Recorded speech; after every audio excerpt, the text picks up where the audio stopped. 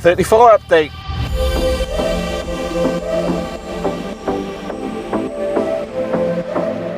So what I thought I'd do is give you all a quick update on the Skyline. What's happening with it and what's going to happen with it over the next few months. So basically I've decided to pull it off the road. And you might think a little bit early, but there's reasons for it. The main one being my insurance is up in a few days.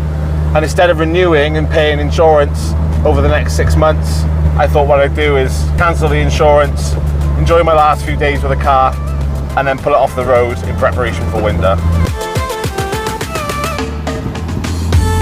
Also, there's a few things that really need doing to it. So when we got it back on the road, it had been off the road for 16, 18 months probably. And one of the things I wanted to do to it whilst it was being restored was do some preventative maintenance on the engine and get it up to 400 or 500 horsepower. Now the reason I didn't do that, and I opted to put the motor back in and get it straight back on the road, was just that I was running out of enthusiasm for the car. It had been off the road for twice as long as I'd owned it at that point, and I absolutely just had to get it back on the road and just enjoy this summer with it. Have a few months with it like I've had, and I think it really has helped. Having a few months with it to enjoy it now has been really good.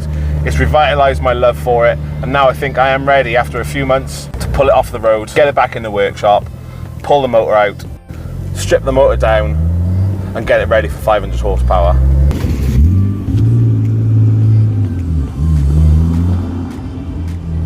Now what that entails depends on what I find when I strip it down.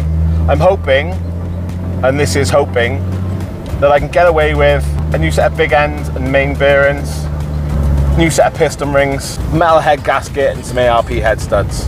So I'm hoping basically that it won't need any machine work to the engine. There's not much I can see that's going to be an issue. The engine's very healthy for the most part. Compression and oil pressure are always good. So hopefully it's just going to be a case of doing those smaller things. Swapping out the clutch, swapping out the turbo and manifold, getting a bigger set of injectors on here, getting a standalone ECU, and getting it mapped next summer when it's back on the road.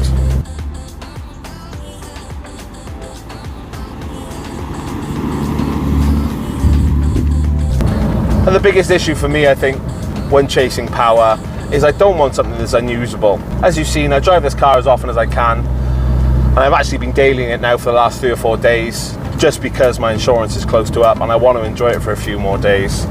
And it's really easy to drive, it's not laggy, the boost doesn't come in at 6,000 RPM, it's very, very usable.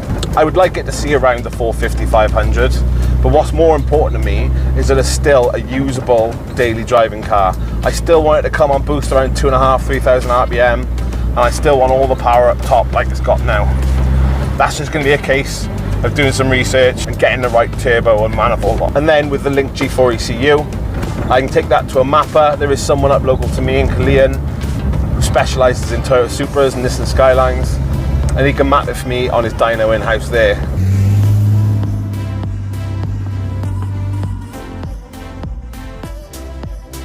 There's a few other things I really wanted to do to the car. They're potentially not going to happen this year because of time and money constraints, but I want to drop the subframes front and rear, get them powder coated, swap out all the bushings and have them refitted. That'll perhaps be something I do this year, depending on how much time, effort, money and labour has got to go into the motor.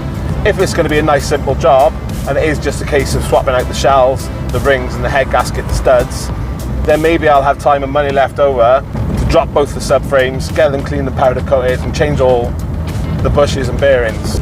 I don't think it's a massively important issue. It's not something that needs desperately doing, but it's something that I didn't do when I restored the car, and I kind of wish I had. It's a busy junction, this one. Who reckons I can't get out of it? We can do it. As soon as there's a gap, I'm going. Ah!